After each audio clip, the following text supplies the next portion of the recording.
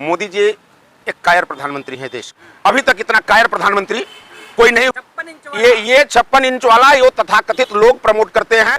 देश के सांसदों के जवाब देने वाला, जो जवाब देने से जो डरता हो, वो 56 इंच और मजबूत प्रधानमंत्री अपने को कहता है। शर्म आनी चाहिए। मनोज तिवारी कह रहे हैं कि विपक्ष नेता है, ये नामर्द मनोज तिवारी एक बहुत निकृष्ट व्यक्ति है और दो कौड़ी का नचनिया है। वो दो कौड़ी का नचनिया है। मनोज तिवारी के लिए हम लोग बोलते हैं बहुत ही निकृष्ट व्यक्ति है मनोज तिवारी। पिटाऊर है, लताऊर है। वो घूम इसे अपने इसी चरित्र की वजह से वह बनारस में, चूंकि मैं बनारस का रहने वाला हूं, 10 बार बनारस में वो लात खा चुका है, पिटा गया। इंडिया को आतंकी संगठन बता रहे हैं तो यह तय है कि अब भाजपा का और नरेंद्र मोदी का पतन होने का समय आ चुका है। अब चूंकि खिसियानी बिल्ली खंभा नोचे वाली स्थिति उनकी हो चुकी है। चूंकि इंडिया एक हो रहा है, इंडिया एकजुट हो रहा है। इंडिया बनाम एनडीए होगा।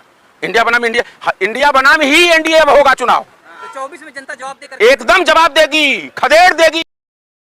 मोदी जी एक कायर प्रधानमंत्री हैं देश के। मोदी जी चूंकि कहीं न कहीं उस मानसिकता से ग्रसित हैं जो आरएसएस की मानसिकता रही है, देश को तोड़ने की जो मानसिकता रही है, उससे वो ग्रसित व्यक्ति हैं। देश की जनता का जवाब नहीं दे रहे हैं, देश की समस्या पर बोल नहीं रहे हैं। मणिपुर को कौन जला रहा है? मोदी के संसदीय क्षेत्र से ही है, पार्लियामेंट में अगर नहीं इस तरह के जवाब दे रहे हैं तो कैसे देखते हैं? एकदम इसको मतलब हमारे जैसा व्यक्ति यही देखता है कि यह एक बहुत ही अभी तक इतना कायर प्रधानमंत्री कोई नहीं हुआ। मनमोहन सिंह जी यहाँ प्रधानमंत्री थे, दिल्ली में निर्भया कांड हुआ था, उन्होंने तुरंत, आप मीडिया के साथी हो, मीडिया को उन्होंने तुरंत फेस किया था और पूरा जवाब दिया था। आज मोदी जी को इतना बड़ा कांड, मणिपुर जल रहा है, मेघालय के मुख्यमंत्री के आवास पर बम फेंके गए हैं, इतनी बड़ी बड़ी घटनाएं हो रही हैं और प्रधानमंत्री जवाब नहीं देंगे। ये बड़ा दुर्भाग्य है इस देश का। मजबूत प्रधानमंत्री 56 इंच ये 56 इंच वाला ये तथाकथित लोग प्रमोट करते हैं कि 56 इंच इनका तब दिखता जब ये चाइना से बात करते। का 56 इंच और मजबूती कहां चली गई है? देश के सांसदों के जवाब देने वाला, जो जवाब देने से जो डरता हो, वो 56 इंच और मजबूत प्रधानमंत्री अपने को कहता है। शर्म आनी चाहिए। मनोज तिवारी कह रहे हैं कि विपक्ष की जो नेता है, ये नामर्द है। मनोज तिवारी एक बहुत ही निकृष्ट व्यक्ति है जो जनता द्वारा चुने हुए सांसदों के लिए इतना अभद्र भाषा का जो टिप्पणी किया है, उसकी जितनी भी भर्त्सना की जाए वो कम है। और दो कौड़ी का नचनिया है। वो दो कौड़ी का नचनिया है, वो नचनिया है। और उसी नाचने के बल पर दिल्ली की जनता को हम क्या कहें कि दिल्ली की जनता ने उसको पहचाना नहीं है। दो कौड़ी के व्यक्ति जो ऐसी, अगर उस सांसदों में जिसके लिए उसने बोला है, कोई उसके पिता की उम्र का होगा, कोई उसके समकक्ष होगा। आपने इतना बड़ा अपमान किया है संसद में चुने हुए जनप्रतिनिधियों का। आपने उनको मतलब कि जिस भाषा को बोला, अगर वही भाषा मनोज तिवारी के लिए हम लोग बोलते हैं, बहुत ही निकृष्ट व्यक्ति है मनोज तिवारी। पिटाऊर है, लताऊर है। वो घूम इसे अपने इसी चरित्र की वजह से वह बनारस में, चूंकि मैं बनारस का रहने वाला हूं, 10 बार बनारस में वो लात खा चुका है, पिटा गया है।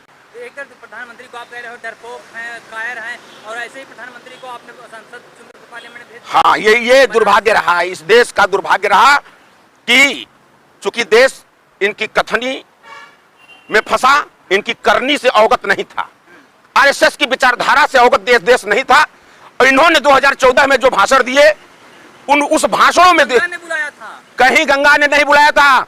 आप बात क्यों नहीं करते हैं कि 2 करोड़ रोजगार पर इन्होंने जनसमर्थन इस देश की आवाम से मांगा था। इस देश की आवाम से पेट्रोल डीजल की बढ़ती महंगाइयों पर मांगा था। ये कहा था कि कांग्रेस निरंतर इस देश में महंगाई कर रही है, भ्रष्टाचार कर रही है। इस मुद्दे पर उन्होंने मांगा था वोट, और वह जब सत्ता पा गए तो उन मुद्दों से अपने को हटा। चूंकि आरएसएस की एक सोची समझी रणनीति रही है हमेशा से कि इस देश में वोट मांगो किसी और चीज के मुद्दों पर, और उनकी मुख्य जो विचारधारा है देश को तोड़ने की विचारधारा, उस विचारधारा में सबके विकास और प्रयास की बात करते हैं। आप कह रहे हैं किसका साथ तो किसका विकास, ये बात तो मेरे समझ में नहीं आती। हम भी तो इसी देश के रहने वाले हैं। कांग्रेस ने इतने दिनों तक आरोप लगाते हैं कि इतने दिनों तक शासन किया इस देश में, लेकिन कांग्रेस ने कभी किसी के साथ भेदभाव नहीं किए। अगर भेदभाव किए होते तो भाजपा के लोग, आरएसएस के लोग भी इसी देश में फरते फूलते रहे। और वह संगठन जो लगातार इतने सालों तक 2017 में जिसका रजिस्ट्रेशन होता है, बिना रजिस्ट्रेशन के इस देश में अपना चरखा रहा था। हमने तो कभी भेदभाव नहीं किया। बनाया है इंडिया, उसको इंडियन मुजाहिदीन से जोड़ा जा रहा है, ईस्ट इंडिया कंपनी से जोड़ा जा रहा है। इंसान का पतन होने को होता है ना, तो इसी तरह का नाप शनाप बयान वो करता है। अगर इंडिया को आतंकी संगठन बता रहे हैं, वो आतंकी संगठनों से जोड़ रहे हैं कि इंडिया जो नाम रखा है, तो यह तय है कि अब भाजपा का और नरेंद्र मोदी का पतन होने का समय आ चुका है। क्योंकि भारत मां का यह अपमान अब देश देख रहा है, समझा रहे हैं। इंडिया और भारत माता दूसरी है क्या? भारत का अपमान वो कर रहे हैं। वो भारत का, इस शब्द का अपमान इंडिया किसको कहते हैं? इंडिया का अगर अपमान कर रहे हैं तो वो अब इनके पतन होने का यह देश देख रहा है अब कि ये भाजपा के लोग, चूंकि यह जो भाजपा के आरएसएस के लोग हैं, ये अंग्रेजों के हमेशा पिट्ठू रहे हैं। इसका नाम अंग्रेजों ने दिया। देखिए, प्रधानमंत्री जी जो कह रहे हैं, अब चूंकि खिसियानी बिल्ली खंभा नोचे वाली स्थिति उनकी हो चुकी है, क्योंकि इंडिया एक हो रहा है, इंडिया एकजुट हो रहा है। अब कहीं न कहीं उनके अंदर बहुत बौखलाहट है और उस बौखलाहट का परिणाम 2024 में आपको मिलेगा। एनडीए एकजुट नहीं हो रहा है क्या? कौन एनडीए एकजुट हो रहा है? उनके यहाँ इतने मतभेद खुदे हैं। वो अपनी पार्टी को संभाले, हमको क्या संभालेंगे? वो अपनी पार्टी को संभाले। 2024 में पता नहीं उनका नाम प्रमोट होगा प्रधानमंत्री के लिए नहीं कि नहीं होगा, ये वो तय, वहां अपने को देखें, वहां भी बहुत मतभेद हैं। तो इंडिया बनाम एनडीए होगा। इंडिया बनाम इंडिया बनाम ही एनडीए अब होगा चुनाव। इंडिया एकजुट है। इंडिया एकदम एकजुट है। इंडिया हमेशा एकजुट रही है। लेकिन वहीं ब्रिटेन के अंदर मणिपुर की घटना को लेकर के संसद में चर्चा हो रही है। अब इससे बड़ी शर्म की बात क्या हो सकती है कि जिस देश में ये घटना घट रही है, उस देश के प्रदेश में घट रही है, वहां का प्रधानमंत्री, वहां की सरकार अपने संसद में बहस नहीं करा पा रही है। और इस मुद्दे को लेकर विदेशों में, विदेश के संसदों में अगर बहस हो रही है, तो इससे बड़ा शर्म की और कोई बात हो ही नहीं सकती। शर्म से डूब जाना चाहिए इस सरकार को कि हमारे देश में घटना घट रही है और उस मुद्दे की चर्चा ब्रिटेन की संसद में हो रही है। डूब मरने वाली बात है नरेंद्र मोदी के लिए। विश्वगुरु है मोदी जी। अब ऐसा तो सुनते हैं हम लोग भी कि कुछ लोग कहते हैं विश्वगुरु। अरे महाराज, पहले अपने देश को संभालो। अगर इस कुर्सी पर बैठे हो, रसिया और यूक्रेन का युद्ध रुकवा देते हैं मोदी जी। क्या आप भी भाई साहब पत्रकार हो, सम्मानित पत्रकार हो? रसिया और यूक्रेन, पहले अपने यहाँ का तो युद्ध रुकवाओ ना। लड़कियों को, महिलाओं को नंगा यहाँ नोचा जा रहा है, सड़कों पर नोचा जा रहा है, गोली मार दी जा रही है महिलाओं को। पहले तो यहाँ देख लो, तुम रसिया और यूक्रेन की बात करना। पहले अपना तो समझ ली, अपने पहले निगरान में झांक लो। होता रहता है। हाँ, यही भाजपा का और आरएसएस का कल्चर है। यही कल्चर है, यही उनकी सोच है। महिलाओं के प्रति इतनी घृणित सोच ये इनकी आज की नहीं है, सदियों पुरानी है। तो 24 में जनता जवाब देगी इन तमाम मुद्दों को लेकर? एकदम जवाब देगी, खदेड़ देगी। आरएसएस को हमारे बाप दादा अगर इतने दिनों तक सत्ता नहीं दिए तो उसके पीछे कहीं ना कहीं लॉजिक थी। उन्होंने नजदीक से देखा था इनकी विचारधारा को। ये जानते थे कि ये विध्वंसक हैं, देश को तोड़ने वाले हैं, देश में अमन चैन को बर्बाद करने वाले लोग हैं। इसीलिए हमारे पूर्वजों ने। विपक्ष भ्रम फैला रहा है। विपक्ष भ्रम नहीं फैला रहा है। मोदी जी को स्पष्ट समझ लेना चाहिए और समझ भी रहे हैं कि भ्रम नहीं फैला रहा है। उनकी सत्ता जा रही है, वो खुद बौखला गए हैं। राहुल गांधी मणिपुर से लौट के आए तो घटना ज्यादा बढ़ गई है, हिंसा बढ़ गई। मतलब राहुल गांधी लौट के आए तो घटना बढ़ गई। तो तुम जाके रोक दो।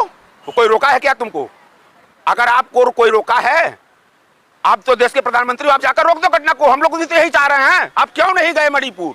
3 महीने से मणिपुर जल रहा है, 3 महीने से इस तरह की घटनाएं घट रही, आप क्यों नहीं गए? ये जिम्मेदारी आपकी नहीं बनती है? ये देश क्या जवाब देंगे प्रधानमंत्री? हम भी समझ रहे हैं उस चीज को इस देश की आवाम भी समझ रही है कि चूंकि वो क्या जवाब देंगे जिस घटना में वो खुद लिप्त हों। वो क्या जवाब देंगे? उस घटना में अगर उनका मुख्यमंत्री अभी तक मुख्यमंत्री के रूप में उस कुर्सी पर बैठा है तो सीधा सा ये देश समझ रहा है कि उस घटना के पीछे, उस व्यवस्था के पीछे मोदी जी स्वयं उनका हाथ है। तो जवाब क्या देंगे? एकदम नहीं देंगे। मोदी जी करवा रहे हैं। एकदम सीधा आरोप नहीं, ये देश समझ रहा है। अभी तक मणिपुर के मुख्यमंत्री को क्यों नहीं बर्खास्त किया गया? ये एक प्रश्न उठता है कि नहीं मन में? हम आम नागरिक होने के नाते कि मणिपुर के मुख्यमंत्री, इतनी घटना घट गई, मणिपुर के सरकार को क्यों नहीं बर्खास्त किया गया है? वहां राष्ट्रपति शासन क्यों नहीं लगा? तो कहीं ना कहीं केंद्र सरकार की सोची समझी रणनीति उसमें मानी जाएगी। हमारे जैसा आम व्यक्ति ये मान रहा है कि केंद्र सरकार की सहमति से ये सारी चीजें हो रही हैं।